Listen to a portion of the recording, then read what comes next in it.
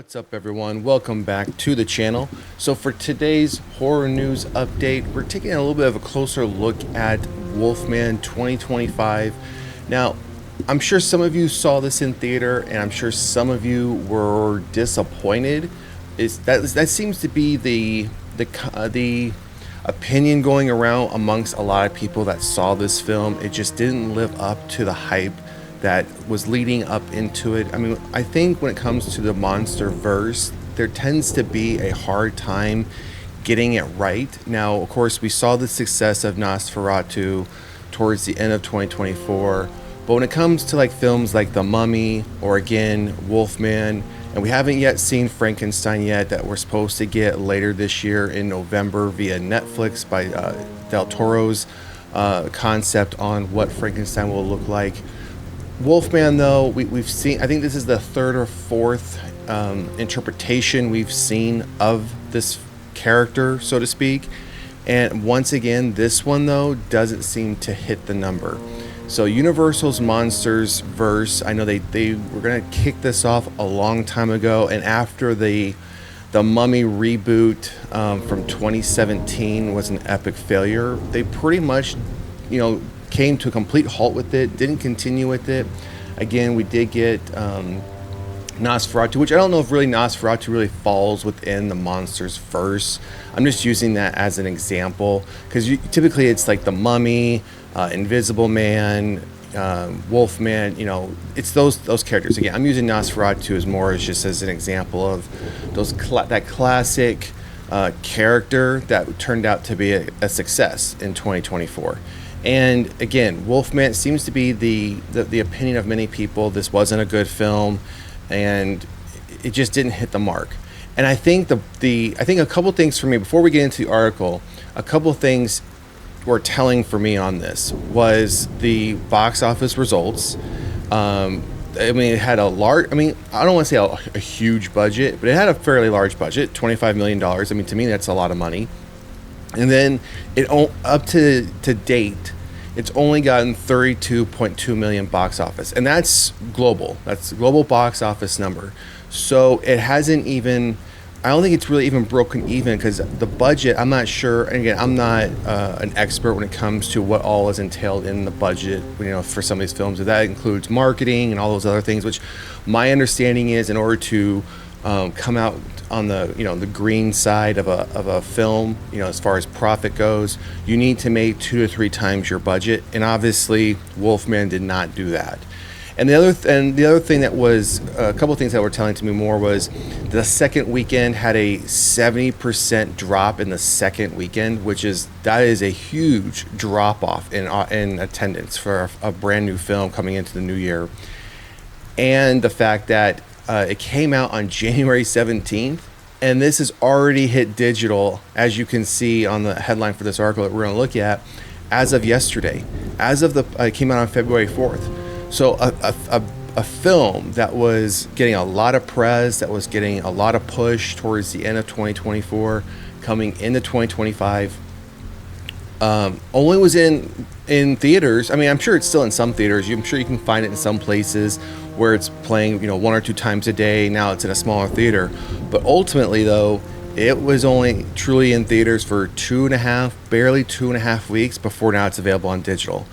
And I've said this before. I said this before when it comes to when films drop on theater the same day and digital the same day. I don't understand that business rationale, and I think many people are going to skip the theater and stay home unless it's, again, one of those big blockbuster events that you just have to see in theater as far as getting the full experience. Otherwise, I think people are just going to save money and stay home. And I think for some people who saw this film, spent the ticket price, concessions, and the time and to drive to a theater and all that comes with that, to be disappointed. I'm sure they would have rather spent the $4.99 or the $7.99 to rent the film, whether that was through Amazon or through whatever platform they use, and watch it at home, and then just be equally disappointed and save themselves quite a bit of money. So that was the other thing I thought was kind of odd, that this film was only truly in theaters for barely 2.5 weeks before it hit digital. But all that said, you guys know I like this type of stuff. When we talk about the behind the scenes stuff, when it comes to movies that, whether it's in this case, it's not even a month old, or if it's a film that's 10, 20 years old and new stuff starts to come about as far as what was happening behind the scenes, or we get a look behind the scenes. So as you see here, take a closer look at the gnarly practical effects of Wolfman, now available on digital, which we just went over. So but this, again, I want to focus more on the what this article is talking about as far as practical effects. And there is a video that we're going to take a look at. It's about 100. It's about 100. It's about a minute and 20 seconds long, and it takes us behind the scenes a little bit, showing us the practical effects a bit. So let's get into this. Practical effects and werewolf movies go hand in hand with original classics, including Werewolf of London and The Wolfman, paving the way for the transformation, practical effects and werewolf movies go hand in hand with original classics, including Werewolf of London and The Wolfman, paving the way for the transformative effects to enter a whole new era with films including An American Werewolf in London and The Howling. For this year's Wolfman, a reboot of the original Universal Monsters classic, director Lee Winnell and prosthetic designer Arjun Tudin set out to put their own original stamp on the iconic monster, and you can appreciate the film's practical effects on digital now. Fresh out of theaters, Winnell's Wolfman is available at home today before clawing its way onto Steelbook, all the physical media on March 18th. The digital release includes feature titled Designing Wolfman, which provides a closer look at the conceptual design, sculptures, and prosthetic makeup that aided in the creation of Winnell's latest monster. And then, so we have here a list of all the special features that come with the digital, and I'm sure will come with the physical copy as well. So I don't want to spend too much time going through all these one by one. I will put the link for this article in the description of this video, so if you want to read through these, you can do so. But what I want to do is jump down, and then we have here as far as the synopsis, who starred in it. We're not going over that. We've covered this at extensive multiple times when we've covered Wolfman leading up to its release. But we're going to check out this video here, and again, I'll put the link for this article in the description of this video. So if you want to go back and watch this video again, you can do so. But I want to jump to this video and let's take a look at some of these practical effects that were used.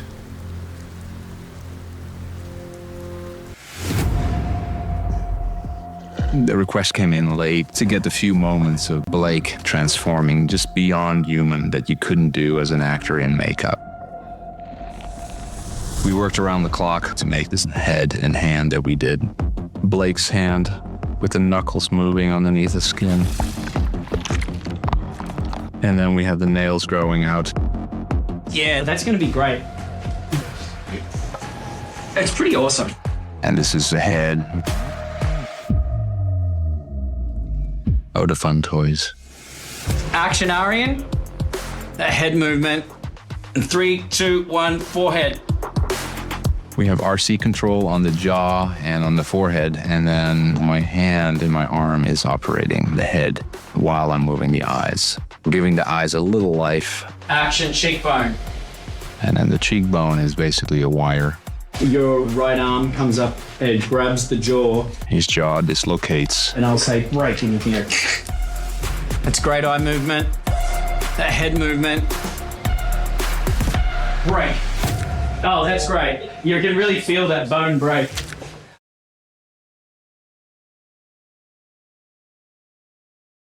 So as I mentioned, for me, I think this type of stuff is great to see. I think it gives a much more appreciation for the crew that puts in the time and effort for these practical effects, to where, yeah, it might take a little bit more time. Yeah, it takes a little bit more money, I'm sure.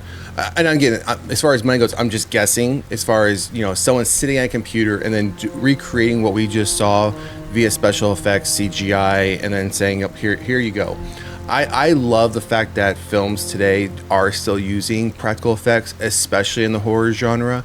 I know on the more mid-budget, low-budget, independent horror films, obviously practical effects is the way they're going to go, because that might be their only option. But for something like this that was meant to be a blockbuster hit, the fact that they were still willing and open to using practical effects, and the fact that it was an RC car or RC remote controlling the fingernails, the knuckles, you know, the forehead, all those aspects of it. I can only again imagine the time and effort and engineering that went in just to create that and have that one controller manipulating all of that. And keep in mind, I'm sure they only had to use it for at least. I mean, as you saw, it was like the first top half of the body, and if the fingernails were coming out, the knuckles were moving. That might have been around the time that they only would have need to use it when he was transforming from, you know, human into wolf. And if that's a very short sequence of the film, I mean, all that is being used for, let's say, 7 to 10 minutes of the film, and that's it. So all that time and effort, all that money, all that planning just goes into a very short snippet of the overall film. And again, I'm happy to see that they're willing to put in that time and effort. I just wish more films were doing it. So anyways, that's going to do it for today's horror news update on Wolfman 2025. Some behind the scenes look at some of the practical effects that were used. Drop a comment in the comment section. Let me know what you think. Do you enjoy seeing these behind the scenes things, or are you just happy to see the final film and be done with it? And if you haven't done so already, please like, share, and subscribe to the channel, and we will see you at the next one. Peace.